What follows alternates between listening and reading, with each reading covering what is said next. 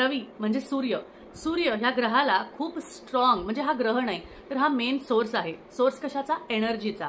तर सूर्यग्रहासाठी किंवा रवी ह्या ग्रहाला मजबूत करण्यासाठी, स्ट्रॉंग करण्यासाठी तुम्ही काय करता? तुम्ही सूर्याला अर्घ देता का? अर्घ म्हणजे सूर्याला पाणी अर्पण करता का? तर करतात की नाही हे मला नक्की सांगा. पण त्याचबरोबर अजून तुम्ही काय करू शकता? तर तुम्ही रविवारी छानपैकी चांगल्या गोष्टी, पांढऱ्या गोष्टी दान करू शकता.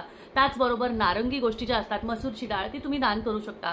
त्याचबरोबर तुमचा सूर्यग्रह तुम्हाला स्ट्रॉंग करायचा असेल तर सगळ्यात आधी उशिरा उठणे बंद करा. कमीत कमी 7च्या आत तरी उठा आणि तुमच्या दिवसाला सुरुवात करा.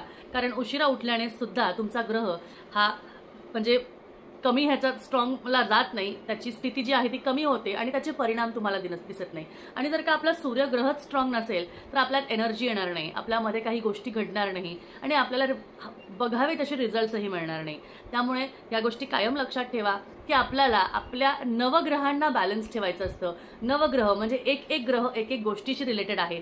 कोणता ग्रह कोणत्या गोष्टीशी रिलेटेड आहे, कोणत्या ग्रहाला काय मान्यता आहे, कोणत्या ग्रहाला कोणत्या गोष्टी महत्त्वाच्या आहे, याचा व्हिडिओ बघायचा असेल तर नक्की मला कमेंटमध्ये कमेंट करून सांगा.